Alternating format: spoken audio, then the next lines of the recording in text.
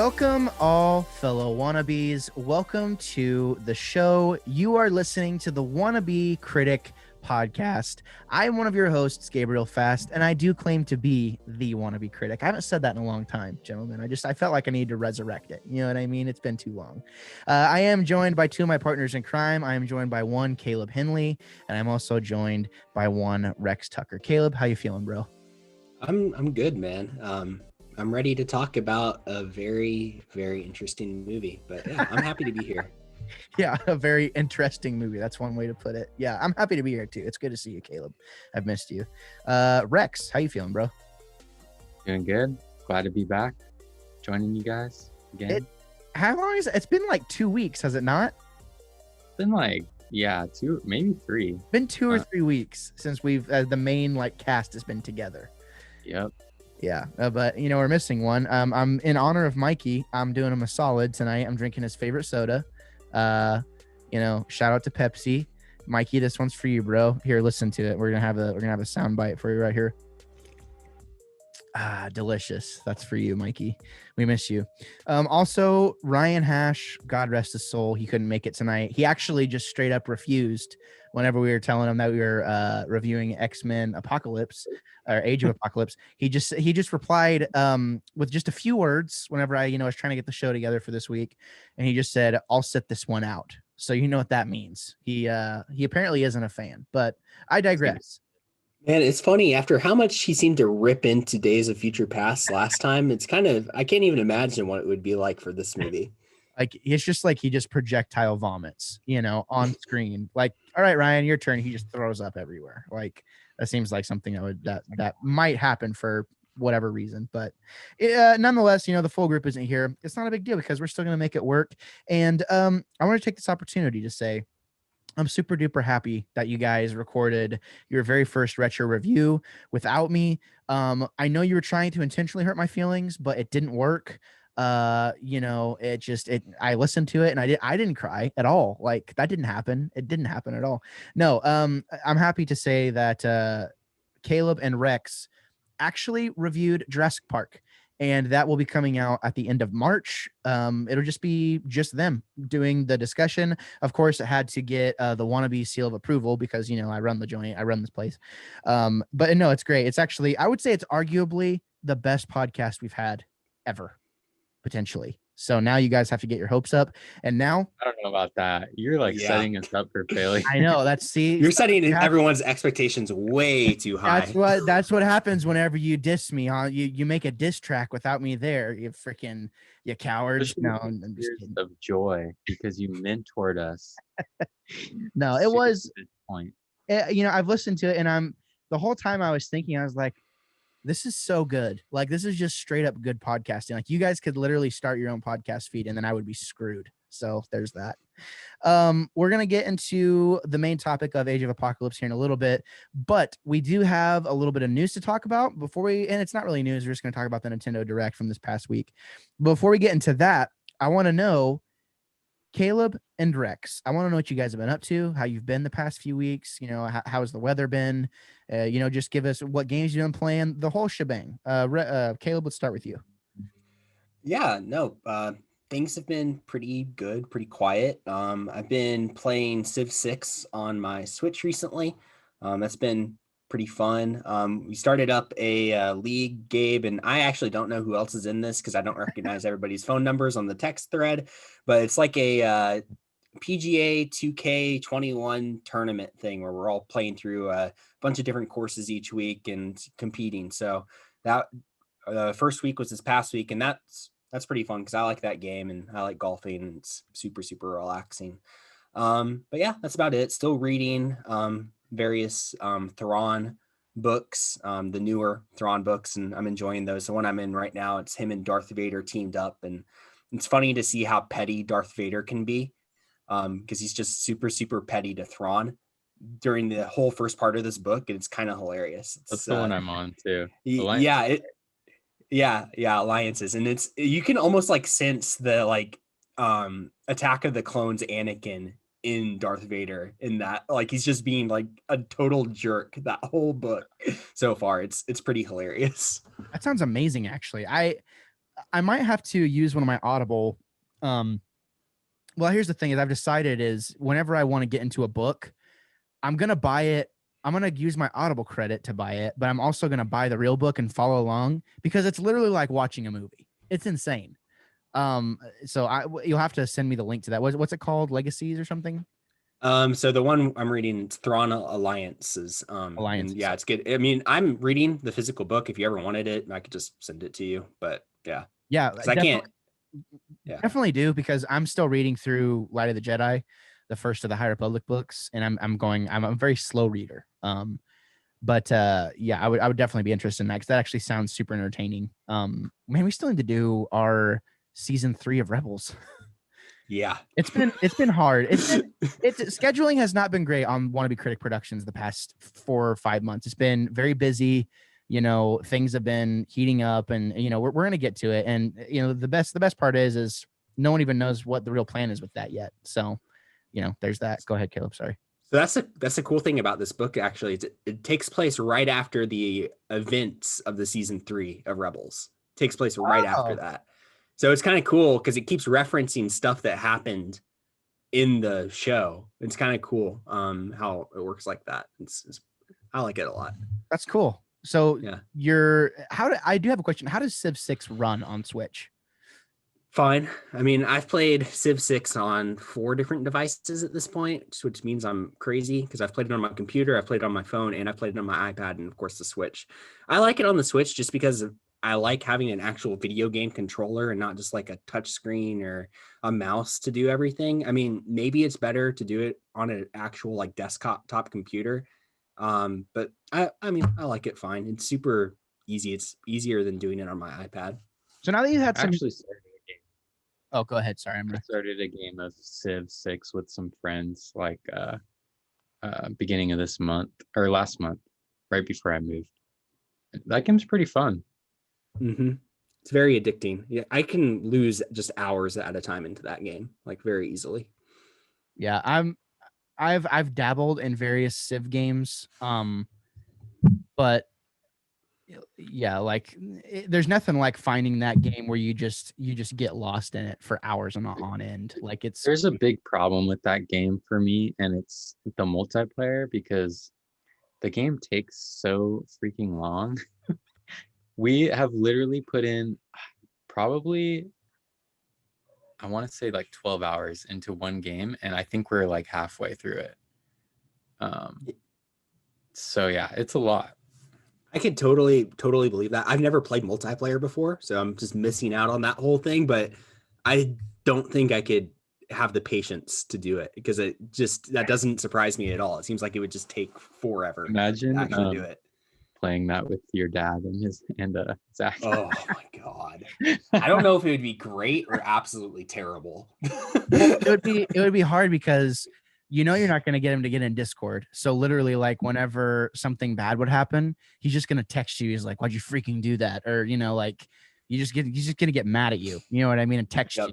You know what I mean? Like if you could get him mad enough, I'm sure you could get him mad enough for him to actually text you and actually be mad. You know what I mean? Like especially when it comes to games. But you need to make a version of that game where it's just like persistent and like people can take their turns whenever, and it just like plays throughout a month or something, Dude, like like chess.com, like how you can set it up to like days at a time, like you have 4 days to make your move. Yeah, exactly. Yeah, that'd be really cool. Civilization devs, you heard it here on the Wannabe Critic podcast. Make it so. You know what I mean? Hop on that horse. Yeah. You know what I mean? What Kelsey or Caleb, what else is that about it? What else have you been up to? That's basically it, man. I mean, that sounds like a busy life, actually. Like that sounds pretty busy to me. I mean, finding a game where it sucks all your time, like 3 weeks have passed in real time because of the amount of time I put into Minecraft recently. Rex, what have you been up to, bro? What haven't I been up to? I've been moving, getting into new games like Tabletop Simulator and a bunch of stuff. But yeah, moving has taken up the majority of my time. That's why I haven't been on here for the past couple of weeks. Yeah, been moving just down the street, but you don't realize like how much time it takes to actually move all your crap. I was gonna say, you don't realize how much crap you actually have Yeah, until exactly. you go to like move it all. So that's taken like a good, week or two to get settled. And besides that, I played a little Civ, tabletop simulator. There's this new card game I've been checking out called Flesh and Blood. It's pretty cool. And what else? I've been following the stock market, watching it burn. That's been fun. Watching the game stock and been on Reddit, just like reading. It's just hilarious. But did you buy any Dogecoin? I did. I bought it at 1 cent and I sold it at 5. Oh, that's not bad. That's pretty good. Every time it goes down like 3 or 4 cents, I buy like $10 or $20 worth. You're going all in. I just buy the dips. Like, so now I think I have like, I don't know, like $120 in Dogecoin or something like that. Nice. I just cannot bring myself to buy something called Dogecoin. I can't do it. Every That's time why I do it, like Emma's like, "What are you laughing at?" I'm like, "Just don't worry about it." It's like, dude. Just every time Elon tweets, just sell your stock. Yeah, exactly. Literally every time he does. I'm actually, there's been a couple of times where I could have made like 30 or 40 bucks off of it or something, and or 20 or 30 bucks, I should say. And I'm kind of kicking myself that I didn't do that, but that very, very little has been put into it, so not that. I think I made like $200 and I cashed out. That's awesome. It's pretty dang good. I randomly bought, whenever I signed up for Robinhood last year, I randomly bought 1 share of GameStop last year. And nice. Whenever it started going up, or whenever everything happened, I was like, wait a minute, I think I have one of those shares still. But stupid Robinhood, whenever I put my request through, there's no record of me doing it, but I totally did. There's no record of me like sending the request or anything. So I could have made $300, but I actually made $120. So basically, are you glad that you sold that when I told you to sell it? Yeah, I am, because obviously we see where we're at now. But what's funny is I basically took exactly what I got out of it and just put it right back into Dogecoin, which might be a worse investment. So we'll see what happens. I don't know. That original GameStop share that I bought was like $18. So yeah. I wasn't seriously playing, the market. I wasn't keeping an eye on it, but it was just fun. It was, I was caught up in the fun, to the moon. You know what I mean? Like, right. As everyone says, but you got diamond hands. Yeah, exactly. But yeah, I like your new space. I like the way your new space looks more than your old space, Rex. And that's no offense. I just genuinely think it fits not only the aesthetic of the show better, but it also fits the aesthetic of you better too, because you're just so precious. I got I have my own office now, so that's cool. I'm gonna get like a bookshelf in here. I think I'm gonna get a new desk, get a bigger one. My desk is pretty small. But yeah, just been doing stuff around here. Been just enjoying having my own space. Yeah. And yeah, it's been great. Trying to think of any other games I've been playing. You guys might get me to play some PGA. That sounds kind of fun. Dude, if you want to join, like, I haven't been getting very good participation. So if you want to join, you're in. What is it? What system do you guys play on? You can play on any system you want. Doesn't matter. And then you send in your scores later. So, but that's talk. Right. That's talk for after the show. We'll revisit it, because I would actually love to have it. So there's that. Gotcha. The only exciting thing that's happened in my life is I got a new LED strip for the studio. It goes from my couch all the way to around my desks, past my bookshelf, and towards the back of my TV. So that's that. I got a new twinkly light doing that thing. You know what I mean? Pretty good, man.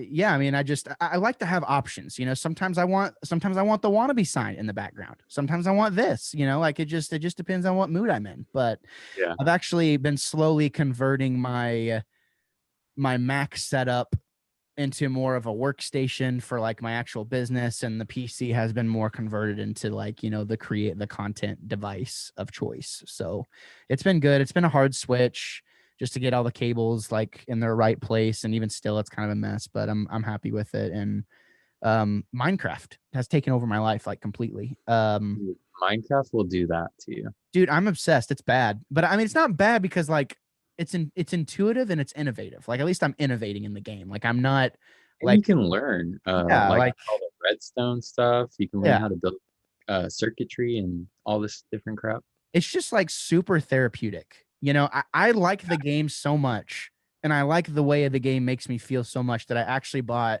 the C14 volume beta on vinyl, and I've been listening to it. And it's just a great experience. I love I it. didn't know Like, they had that. I think I'm gonna get that. dude, I bought mine. It's hard to find them for less than $100. I got mine for Oh. 50, and it was brand new. Damn. Volume Alpha is like 250 to $500 because there was only 10,000 of them made. So there's like, yeah, like if you're gonna get one, I would get one now because I bought one of the cheapest ones I could Yeah, find, and Cat's it's brand is new. my favorite, I think. Which one? That might be a better investment Cat. than Dogecoin. Yeah, if I ever need money, I'll just sell my vinyl collection, basically. I think it's So. called Cat, the Cat song. I don't know. I don't know all of the names because I haven't been looking Oh, at the names. I just, you know, I know the ones that I like. Dude, And- you should see our oh, you can't because you don't have Java. Yeah, I do. I bought Java. Oh, okay. You should come on our server and check it out. Okay, I will. I added some sweet shaders. So like now I have a Bedrock version, and I added some sweet shaders to the Java version. You know, for The my shaders PC. are so cool. It's insane how much different the game looks. Like it's just yeah. But that's enough about Minecraft. This isn't a Minecraft show. Although stay tuned. I almost forgot one last thing. I started playing Star Citizen. Have you heard of it? I have heard of that game. Is it any good? Yeah, well, it's like a work in progress. They've been working on it for years. It's like a space simulator, and it's like an open universe with like real distances between planets and solar systems, and there's no loading screens. Like when you go in the universe, like you can go anywhere in the world. Like there's tons of planets, and you can go anywhere in the universe, like fly there, and there's no loading screens, and everything like exists just all at once. It's insane, and it's online multiplayer, so it's pretty cool. That sounds. So it's kind of like No Man's Sky. It's like No Man's Sky, just with Elite Dangerous a little bit too. but like you can actually play and interact with other people, like, and they're it's more of a, I don't know, it's just completely different than No Man's Sky. It's more of a simulation, like everything's realistic and stuff, but it's really cool. I'm having a lot of fun on it. That sounds awesome. Yeah, I've gotten into Elite Dangerous a little bit too the past couple weeks, and that's a lot of fun, you know. So I have to limit my space exploration games though because they take up so much time. So Yeah, they do. well, guys, it's good to be back in the swing of things, ladies and gentlemen. If you stuck around this long, you're the best. We're gonna get into a little bit of news. Just talk about the Nintendo Direct. I'd like to talk about Wandavision too because it kind of pertains a little bit to tonight's discussion, just a skosh. And we might actually lead with that. So Wandavision, I mean, have you guys been watching it? Like, what are your thoughts? I've watched like, I'm on like the second episode. Yeah. We can't talk about anything.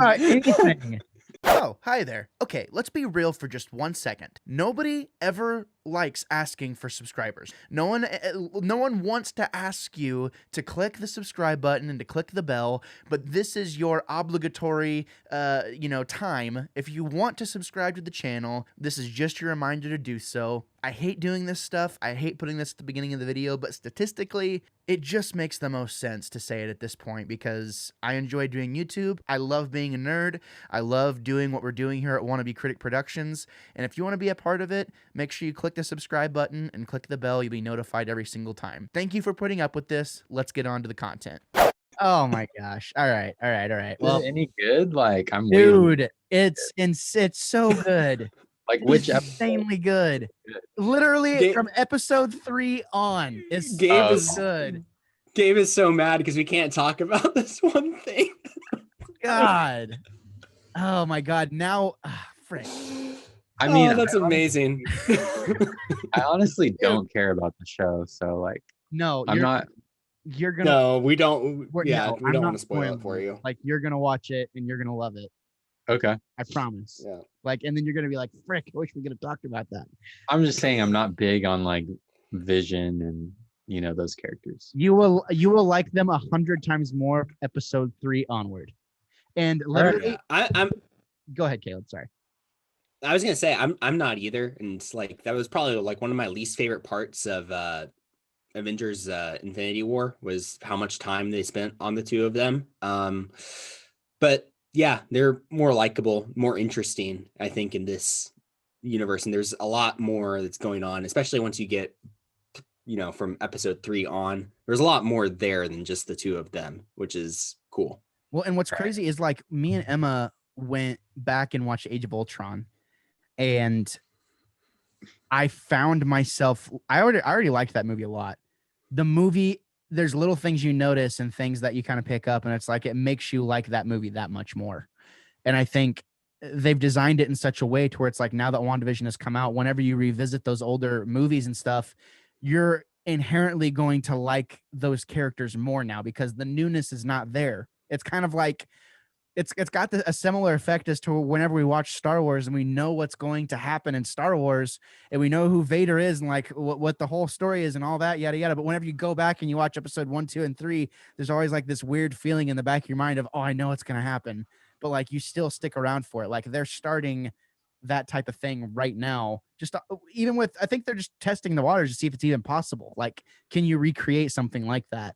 And like, I think they're doing a super duper good job of it. So it's going to be awesome by the time the show is over. It's already really good right now, but you got to watch it, Rex, so we can talk about it. Well, I'm going to hang in there then and keep watching for Dude, sure. Just sit down tomorrow, watch every episode that's out tomorrow if you can. Just do it. Just binge it all. Anyways, moving on. Rex is a loser, whatever. So just for a second, for news, I wanted to just briefly talk about the Nintendo Direct. I watched it live because it's just a thing I do. Anytime there's any Direct, unless it's like a Nindy showcase, which usually I don't watch those live, but we haven't had a full Direct since 2019.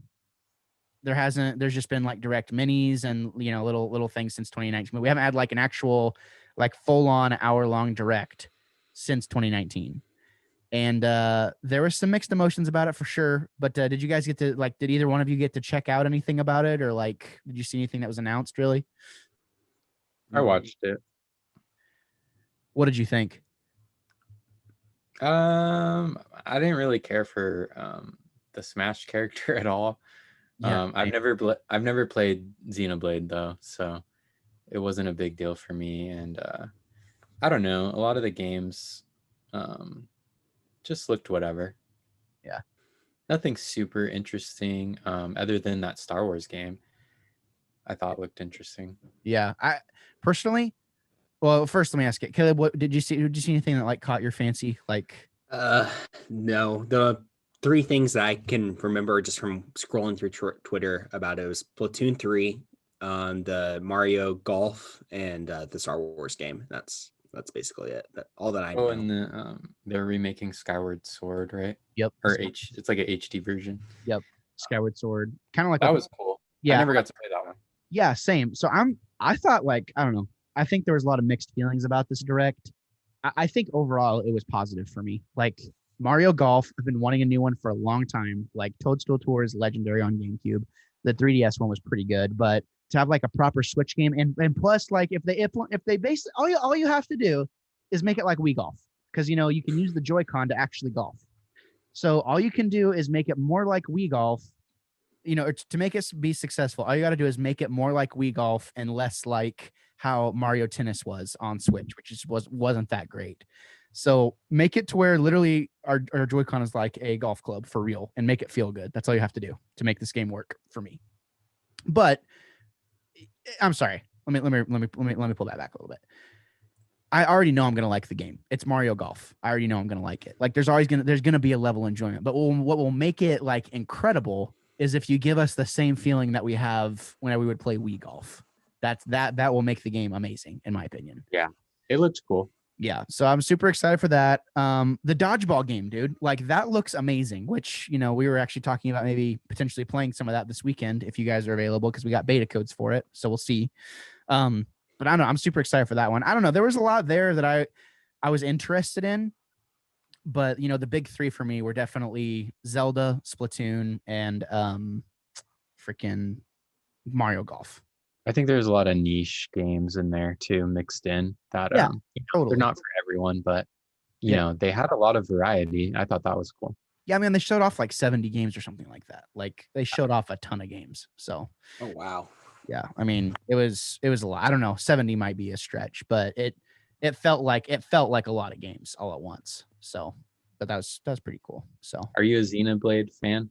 I played the first one. I played about 30 or 40 hours of the first one. Really liked it. It's really deep. It's got a deep combat system. The lore is pretty weird. It's pretty, I mean, Pretty weird. It's weird. It's just a weird game. It's good for sure. But it's also very long. So, you know, there's that. But yeah, I think the new character from Smash is from Xenoblade 2. So yeah, I don't really know anything about her. All I She know didn't look is particularly like interesting to me. yeah, I mean, literally they picked a game like Xenoblade Chronicles 2 gets made fun of the most because of the way its characters look, if you catch my drift. So, you know, Yeah, I don't like her look. yeah, I'm not crazy about that. But And I mean, how can you follow up Sephiroth though, you know? yeah, that's true. That is true. Man, it feels like we just got him not that long ago. I wonder who the last character is going to be. It's going to be wild to see who it is. So They've made some good character choices so far. So Caleb just looked up. I could tell Caleb just looked up a picture of the character. Oh my god. Stinking Japan, man. Yeah. What? Yeah. I don't understand. Like, you know, Sakurai's just like laughing in his office right now. Like, gotcha. I'm an anime fan, but still, like that style just does not appeal to me. Yeah, the waifu, like, you know, weeby, just it's just not great, not good. But I don't know, solid direct for me overall. I'm excited. I'm excited to pick up the 2 or 3 Nintendo games that I buy every other year. You know what I mean? Like that's how I feel about it. So Exactly. that are Animal Crossing's update. yeah, but once I got KK Sliders to come play the concert, I've kind of given up on Animal Crossing a little bit. I've gone full Minecraft. So Yeah, I mean, yeah, it can't compare to Minecraft, really. You know, I put my 100 hours, my 90 hours in it. He came and played the concert. I'm good for a while. You know, I got my Minecraft. My island got like 4 stars or 5 stars, whatever it took, you know, to get to that point. So I'm good for a while. But anyways, was there anything newsworthy that you guys wanted to mention that we saw? Texas is frozen. Yeah, Texas is frozen. That's sad. We're not going to talk about that. Did you see Emma Stone is Cruella DeVille now? Oh yeah, that looks like Harley Quinn, but like Disney. Yeah, basically. I mean, Emma Stone, I'm all for it. Like, can you pull off Cruella, Emma Stone? We'll see. I don't know. I think she can. Yeah. She seemed like she was very much into that character. I think she can do it. I think she can do it too. It actually looks pretty interesting. Yeah, I have faith. That she can pull it off. So, if there's not anything more newsworthy, I say we just mosey on into our review of Age of Apocalypse. What do you guys say? It's just Apocalypse, man. Is it?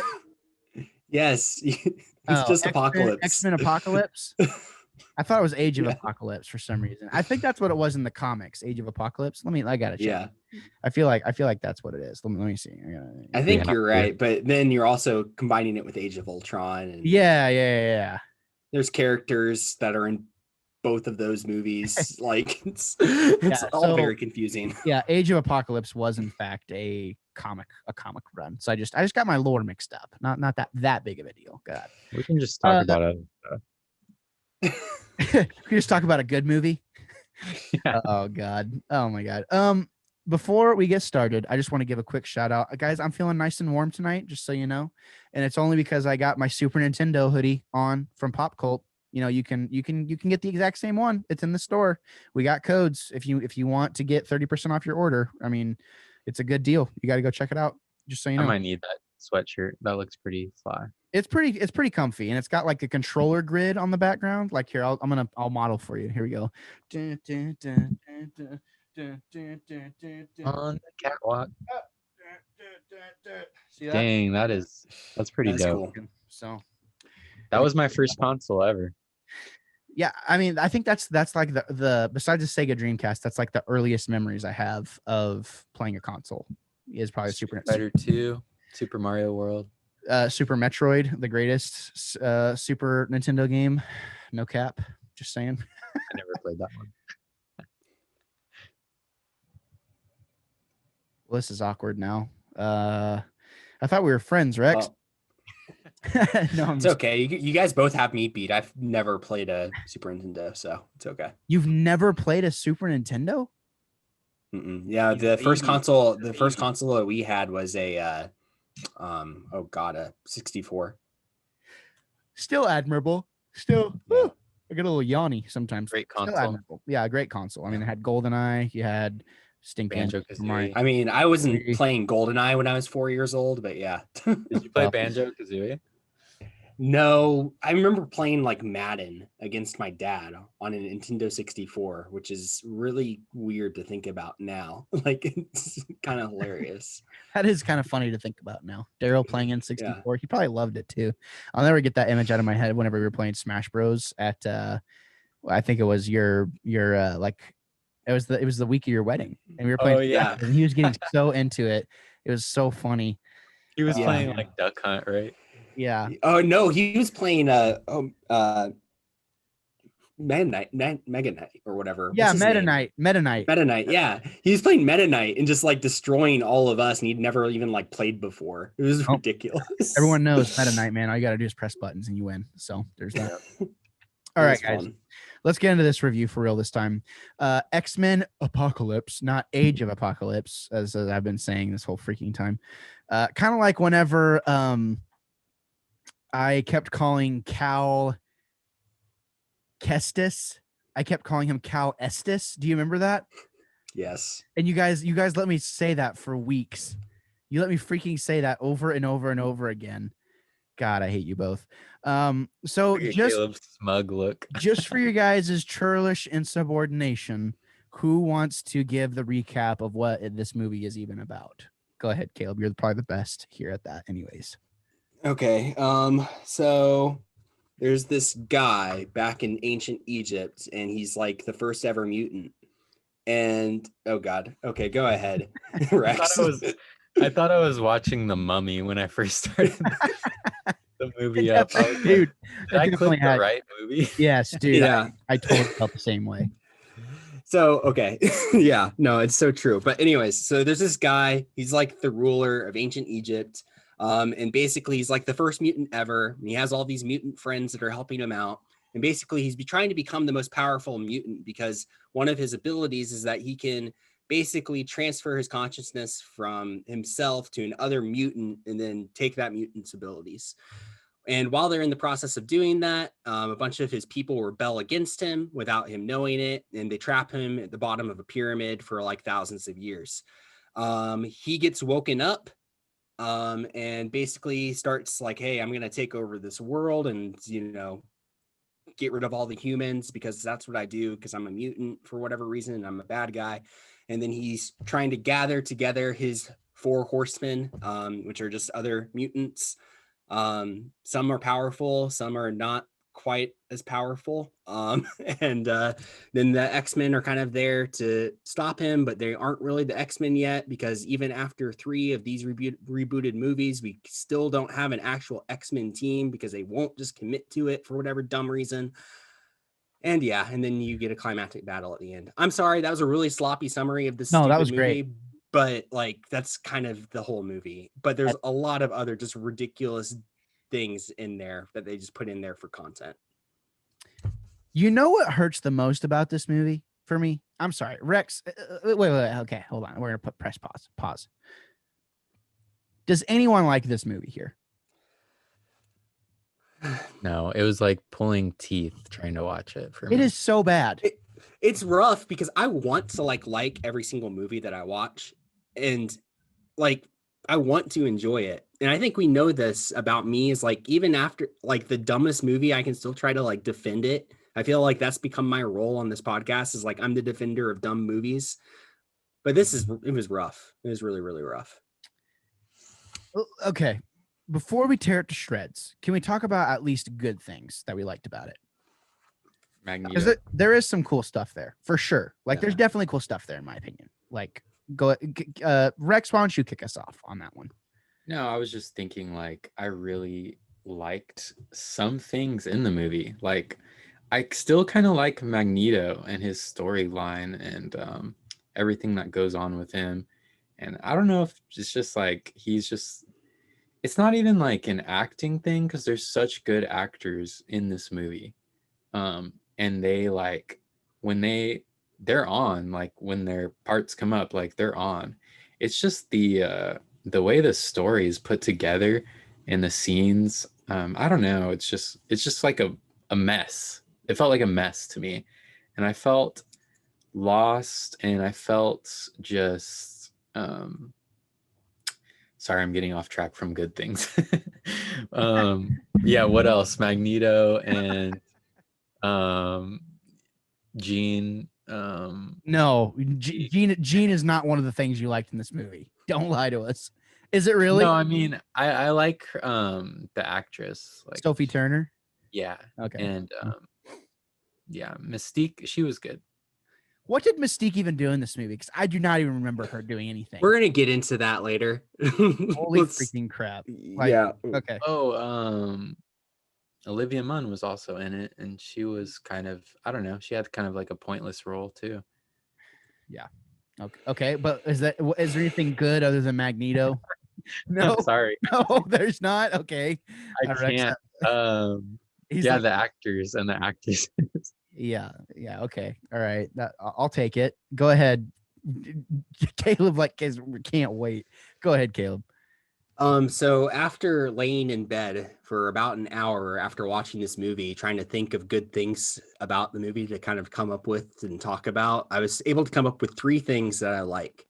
One, I like Nightcrawler. He actually had some like funny moments and lines and actually seemed like a pretty genuine character. So I liked him. I liked Magneto while he was happy with his family in Poland. I liked that. Like, he seemed, it's nice. I'd like to spend more time with Magneto doing nice things and saving people's lives in Poland. But then after his wife and daughter die in the woods because of a stupid bow and arrow, then he's just kind of sad and mopey Magneto for the rest of the movie. And I'm like, I've seen this like in every other one of these movies, and that's like a half-cocked bow and arrow too. Yeah, like the fact that like, bow and arrow can go through 2 people. God, whoopsie. It's such a stupid thing. But anyways, I liked Magneto while he was in Poland with his happy family. Also, for living in Poland during the Cold War, he seemed like he had it really, really good. He had a nice house, and like that seemed unrealistic, but fine. I'm glad he's happy in Poland, but that didn't last very long. The other thing I liked the Quicksilver sequence. I liked that with the house exploding, and it looked pretty cool, and it was a good sequence. I love those Quicksilver sequences. I don't think they'll ever really get super old, because they're really, really well done. They're fun. They are really fun. Like that was like that was a solid 3 minutes of the movie where I could just kind of sit back and really enjoy it. Like that was really good. But have you seen the meme YouTube video where they replace him with Tobey Maguire? No, I haven't seen this one yet. I need to send you. I saw the Darth Maul one. Did you see that one? No. Where like it's like the like the doors open and it's like dun, dun, dun, dun, and he's all like dancing as the door opens. It's so freaking funny. We'll trade links. It's so okay. Nice. Oh my god, it's funny. There's this person that keeps putting Tobey Maguire on the MCU, and it's hilarious. And it's Star Wars movie, just everywhere. It's great. I don't have anything to add to the goodness. I think Oscar Isaac's performance is underrated, personally. I think, that's a bad take, man. That's such a bad take. I'm sorry. I hated it the first time, but the second time, I think it was whenever I realized. Hear me out. I think he had so much fun playing the role that I actually even forgot it was him. Like the character himself is kind of cheesy, but whenever you forget who the actor is because they're so lost in the role and like it just doesn't even look like him, and like I don't know, I personally think he did a good job, even though most of the time it's super cheesy. There's moments where I'm like, okay, like this is cool, but most of the time it's pretty cheesy. So that's And there was nothing in that performance that's Apocalypse. There's nothing in that performance that screamed fun, like from either the actor's standpoint or from the character's standpoint at all. I think It's like one tone of voice for the entire movie, one like facial expression for the entire movie. Like that's basically it was like so bland. So I bland. mean, I think that might have been kind of the intent. Like what can you give, and like what does someone who has everything basically, like what do they have to offer? You know what I mean? Like how are they supposed to feel? I don't know. Like I don't know. I feel like in terms of Thanos, though, like Thanos was so much better. well, yeah, I mean Yeah. that's completely different. That's a completely different argument. Like Remember, go ahead.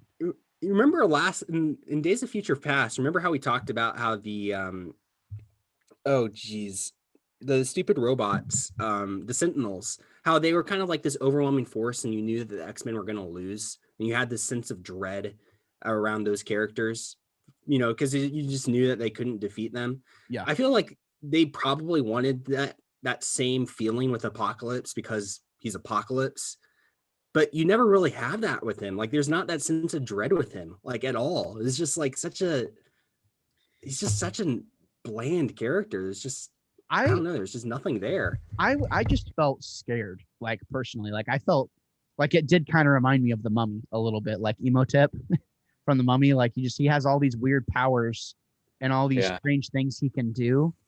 And I don't know, like I'm not saying it worked for me 100% of the time, but I do think that it didn't deserve all of the hate, or his performance didn't deserve all of the hate that it got then and that it's getting now personally. But I mean, I can't come out and say like, oh, he did a great job. I just think, I don't know. I don't think it's as bad as the first time I saw it was. Like the second time it just kind of hit different for me, but you know, there's that.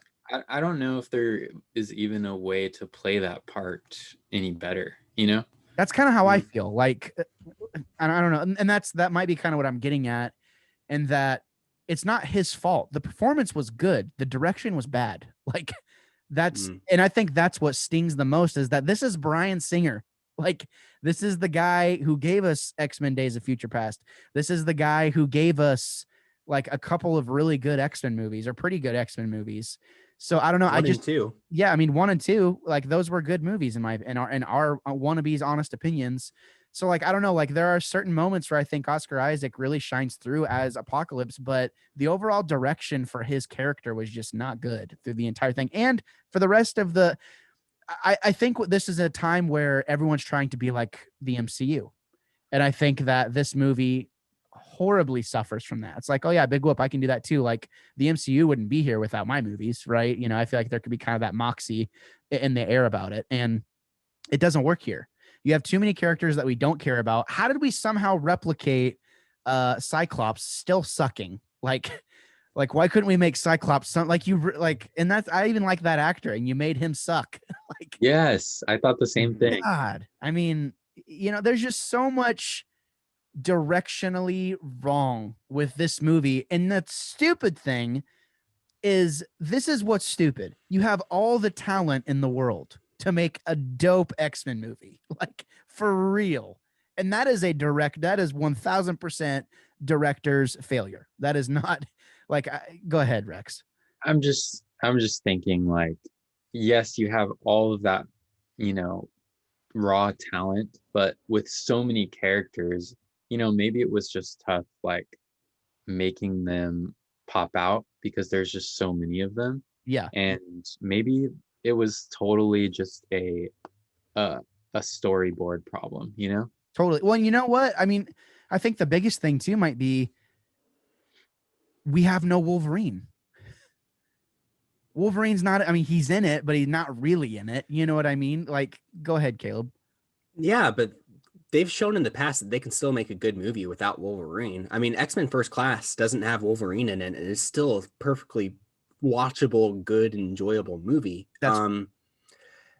I don't think it's that. Like, I think that there's a lot of other, I mean, that could be one problem with this movie, but man, I think there's a lot of problems with this movie. There's just so many problems. Yeah, I mean, like, and this is kind of all, when we went from trying to talk about good things to now we're just kind of giving our overall view of it.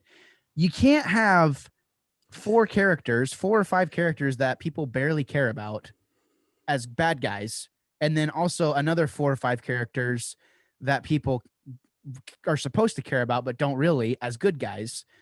And then argue, like what Caleb said, Quicksilver, when he shows up, he's arguably the best part of the movie, and he's barely in the movie. And it's like, Yeah. that is the most frustrating thing. You know what I mean? Like, there's just so much wrong. Can someone take the baton and talk about something that you just are really disappointed with? Go ahead, Caleb. Yeah, so I think this movie suffers from there being so many things that they wanted to do in this movie. It has way too much movie in it for this movie. For one, it's so long. It's 2.5 hours long, which is just ridiculous for what the plot actually is in this movie. I summed it up pretty badly, but like at the same time, that's all that's there. There's not a whole lot really to it.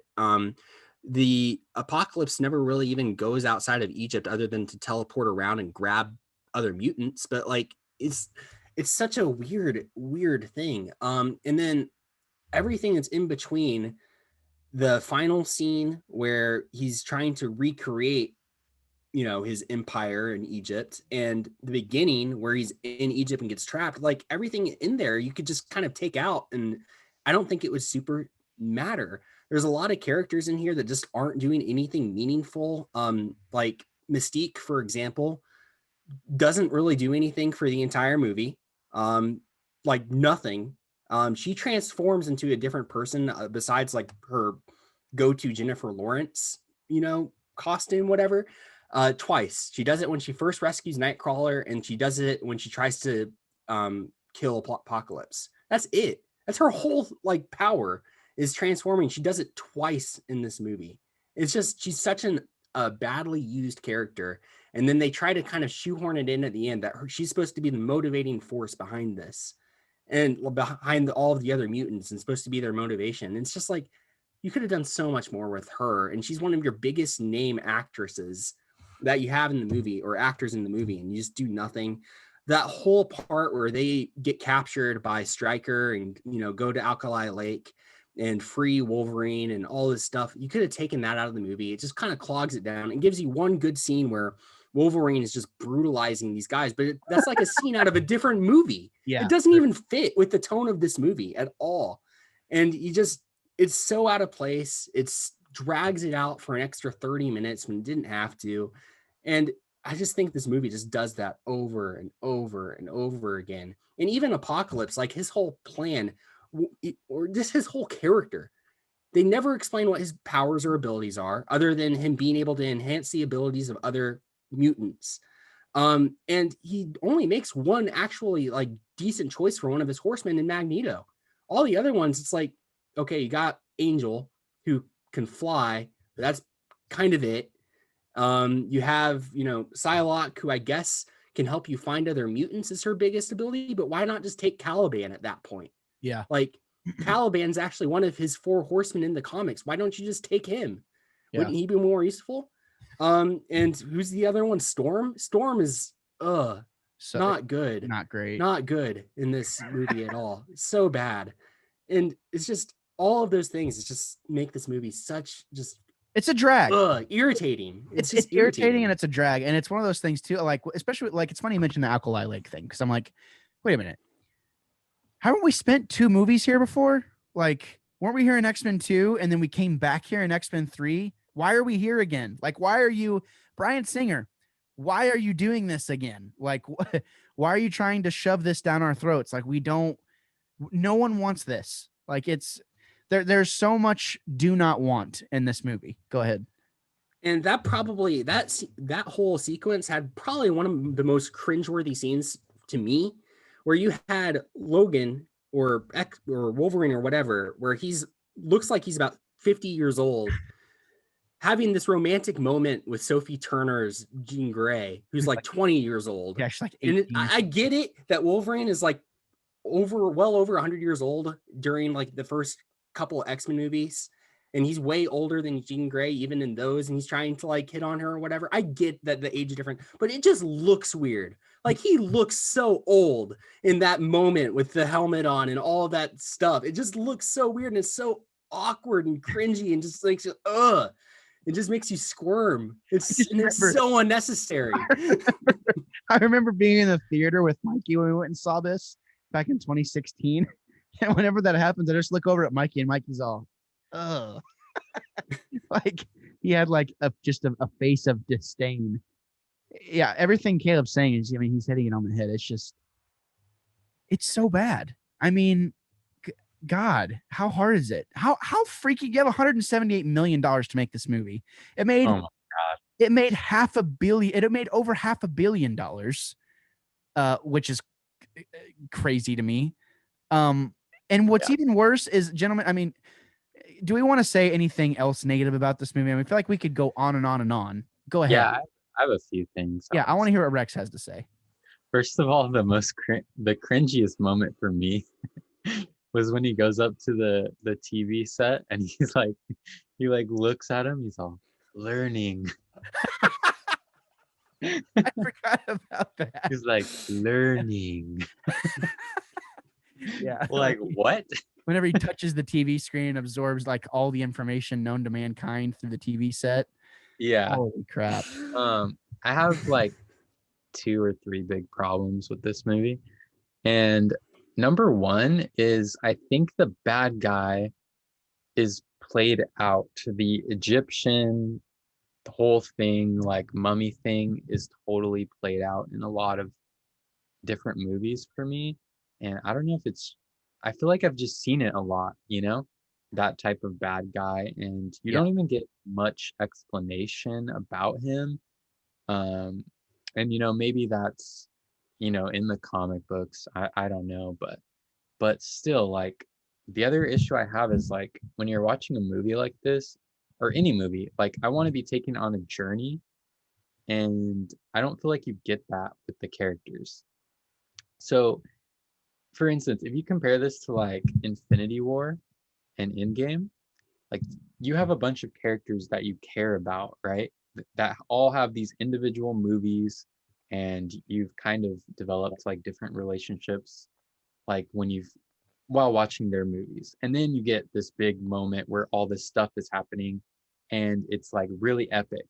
Well, with this X-Men, I don't feel like you get those individual character journeys, but you still get like all this stuff that's going on, and you just don't care as much about the characters, these specific characters, as you do in like Infinity War.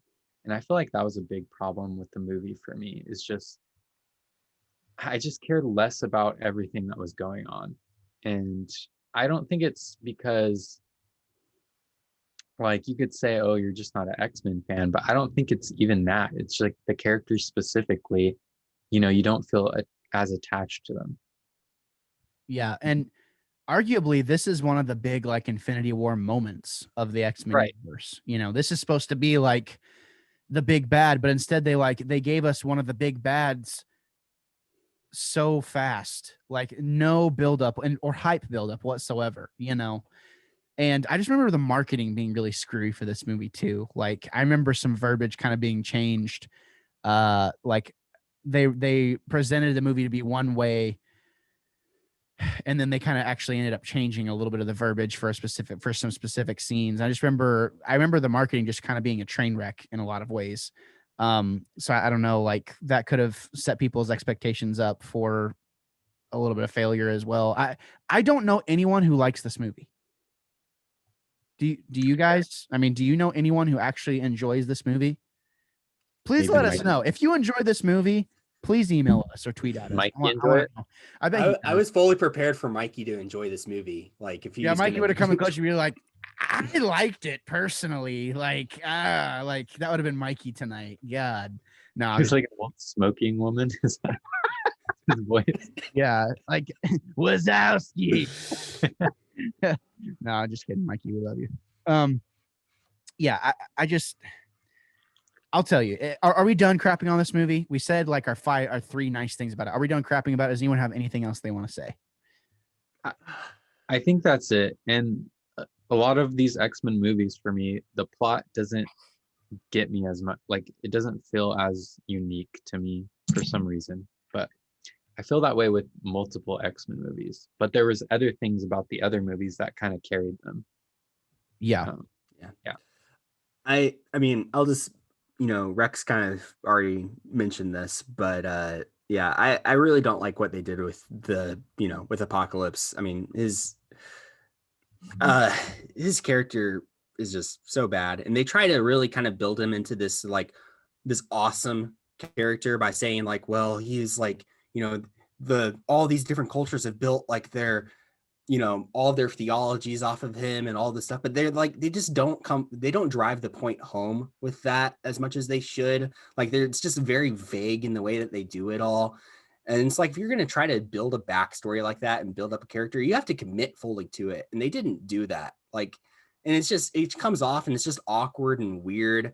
And one other thing, I hate the final battle. Cannot stand it. It's so bad. It basically ends with, look, them being able to flip Magneto at the end doesn't make a whole lot of sense. He doesn't know that Quicksilver is his son. Like Quicksilver hasn't even hinted really at that. He says that, well, I'm doing this for my family too, because I care about my family. But how did Magneto know that that's his son? He doesn't. The stupid X with the stupid beams at the end is so cheesy. And then basically you have just at the end, you have 3 mutants that are just shooting lasers at Apocalypse, and that's the end of the movie. They're just shooting lasers at him, and until his skin or flesh eventually burns off and he's a skeleton, and that's the end. And it's so anticlimactic and just bad and lazy, and I don't like it. And if you have a character that can decapitate people with a handful of sand, like he showed earlier in the movie, why isn't he using that power or being able to put people into walls or in the floor or various stuff? Why isn't he doing any of that stuff in the final battle? It just doesn't hold up. And you have to have a consistent character like this throughout the movie. And he's just not consistent. And it's really irritating. Yeah. No. Caleb, go ahead, Rex. And Jean, I feel is their get out of jail free card. Oh, she's super powerful and she's going to snap and then, save everyone. And it's just I don't know, just kind of expected, I guess. Yeah. And it's it doesn't, that moment of Deus Ex Machina just doesn't really feel deserved to me. That moment of, oh, Jean's going to save us at the last minute. How? We've seen Jean for 3 minutes in this movie. We don't know anything about her. Go ahead, Caleb. Yeah, and that's the thing, is she has almost this Rey syndrome of being too good at her abilities for where she's at this point, where she's already being able to fully read people's minds. She's fully telekinetic and can move things.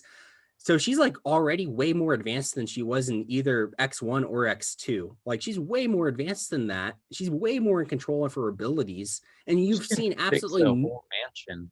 Yeah, you've never seen anything to really for you to get there. That's one of the things I appreciate about her character in X1 and X2. She's still trying to learn and figure out the full extent of her powers. And maybe that's because Charles is blocking them to an extent.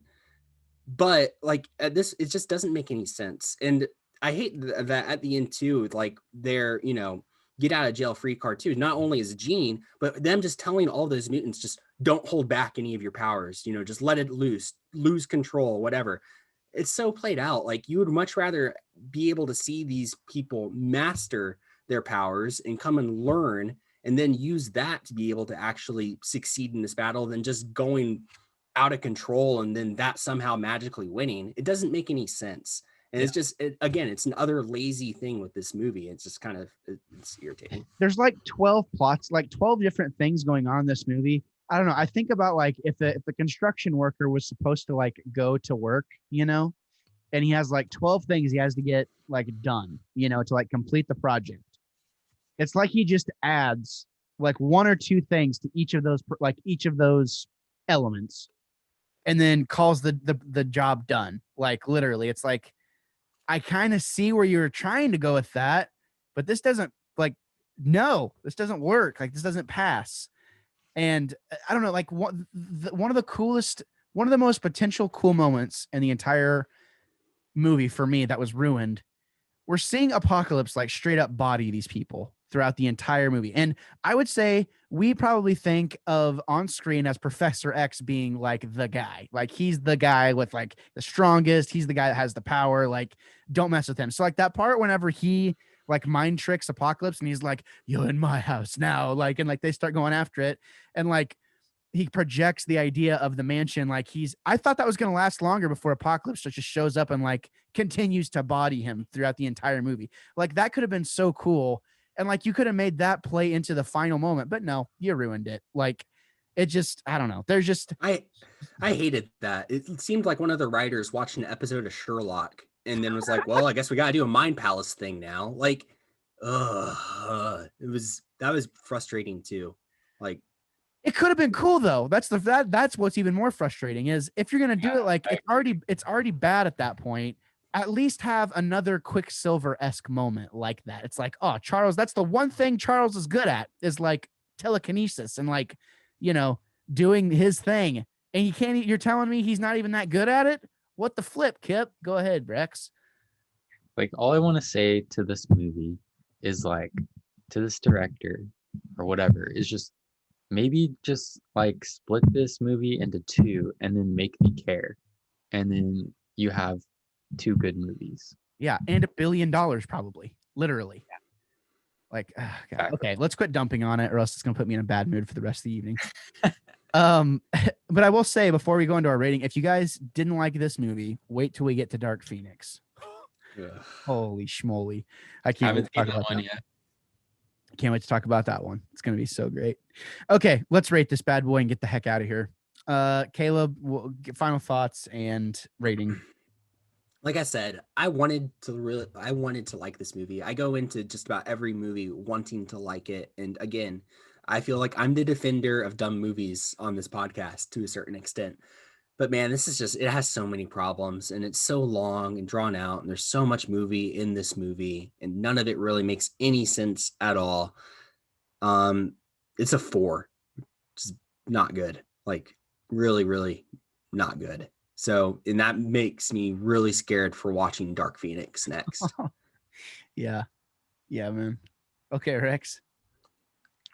Yeah, I found myself kind of just not being able to pay attention and just, I don't know, being kind of lost and not really caring too much about it during the movie, like trying to watch it. And I don't know if that's because I have like ADD or something, or maybe this movie's just really bad, but I'm going to give it, I think I'm going to give it a 3.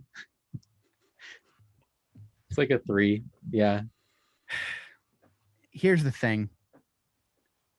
Had this movie not existed, the X-Men would still be basically the same as it was before had this movie just not existed. This movie adds virtually nothing to the universe that we don't know already. It's not special, does not stand out, has very few moments that are redeemable. It's just, it is a bad movie across the board. It is just not a good movie. There were a couple of things that I liked about it. I genuinely think that there are some performances that are good, or that at least had the potential to be good and maybe had a few moments where they were good. I think that's fair to say. But overall, just the overall direction of the entire thing just adds no value whatsoever to anything X-Men, in my opinion. I'm going 2 out of 10. Dang, that's low for you. That's really low. That is the lowest score I have ever given. You know, the sad thing too is that it has a 6.9 on IMDb. Yeah, and it also has like a 47 on Metacritic, I think. 52. Or 47 on Rotten Tomatoes, maybe? Yeah, I think so. Okay. Yeah. I was looking for the show. I don't know. That makes me lose faith in IMDb. Yeah, it was a rough one, boys, but we got through it. And we don't back down. We don't quit. All right. We don't say like, Where to go. Yeah, one more to go. Holy crap. I can guarantee you the next movie is going to be the lowest score I've ever given. For sure. What are we reviewing next again? Like Yeah. something like better. The next series or the next movie? Yes. No, the next series. We haven't talked. I don't think we've actually talked about that yet. Okay, there's got to be light at the end of this tunnel somewhere, right? We'll probably have to reach out to Twitter and get some suggestions. Because I feel bad. I was just gonna say I feel bad. Like I don't mean to like dump on like the writers and directors that put so much work into this. It's just like totally opinion based. Yeah, and it's disappointing because like you can see where there's supposed to be good there, and like Rex said too, there's so much talent in this movie, like so much, like just an excess of talent, the actors and actresses, and it's just wasted, and it stinks. It's so terrible. It's frustrating, but. If you have suggestions, ladies and gentlemen, about our next movie series, let us know. We'll be taking Twitter. I will be taking to Twitter tonight to reach out and see what y'all want to hear us talk about. Because Nemo, like Finding Nemo, like the little clownfish from Pixar. I'm just kidding. Yeah, I mean, maybe we'll have to see. We'll have to see. So, ladies and gentlemen, a better rating for this movie. It would definitely be more fun to talk about too. Ladies and gentlemen, if you've made it this far, you are truly the OGs. If you've sat through this entire thing, but it's always a fun discussion with the wannabes over here. You know, I continue to enjoy our podcasting, and it's been a few weeks since we got together. Feels like when we got together, got back together, we didn't skip a beat, and here we are podcasting again in true wannabe fashion and geeked out goodness. So make sure you peep the links down below to the different projects. We are always listening for your feedback, always. You know, I got a little teary-eyed about a month ago whenever I read a review on, the podcast. It meant a lot whenever you guys did that. So genuinely, like, we appreciate any feedback. Even if you give us 1 star, I would love to know why. And I would probably cry for a different reason why I read that review too. So please let us know on Apple Podcasts. Give us an Apple Podcast review or however you can. All of your listenings are appreciated. A little bit of housekeeping for you. At the end of March, Caleb and Rex's episode for Jurassic Park will be coming out. Not to mention, Game Club, there is a new episode posting Monday. Me and one Caleb Inley did talk about Spider-Man 2018, Marvel Spider-Man 2018 for the PS4. That was a fun discussion. Also, a little update. Game Club has officially passed over 500 listens. So thank you so much for the support on that. You know, it's nice to see the side projects continuing to get love and, gain traction. We don't, we're not posting every other week now on that. It's just whenever we have them, we schedule those out. Sometimes we might sit on a few of them, but you never know. So anyways, keep on a lookout for Office episodes as well, other side projects. And we have a very interesting Who Would Win that we're going to be working on in the next week or two. And I think the results are going to shock you potentially. Rex, Caleb, who would win? Wanda Maximoff or Darth Vader? Keep it in mind. Who? Think about who I'd want to win. Yeah, I mean, just think about it. This has actually been one that was requested. So we, there's going to be a requesting process that's going to go, kind of be put into play. Ooh, you should throw in L or 11 from Stranger Things. Just make it 3 people fighting each other. Just make it give Anakin another opportunity to kill another little kid. Yep. Oh God. All right. To end on that very dark note, ladies and gentlemen, thank you for tuning in. Thank you for listening, and thank you for preparing yourselves for a plethora of hot takes and potentially unpopular opinions. You know where to find us. You know where to find Rex. You know where to find Caleb. Gentlemen, say goodbye. Adios. Bye. Thanks for listening. Coke is better. Yes, Coke is better than Pepsi. All right, you can friggin' cut it out now. You know what I mean? Yeah. Whatever possessed you to check out the podcast or the YouTube channel today, I just want to say thank you so much for doing so.